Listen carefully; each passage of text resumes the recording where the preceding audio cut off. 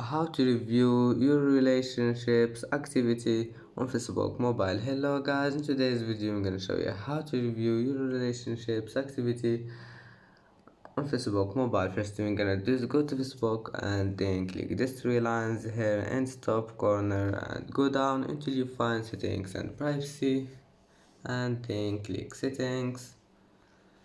And now go down again. Here you will find the activity log, click on it and then click groups, communities, events and reels. Not this one, sorry, click this one, profile information.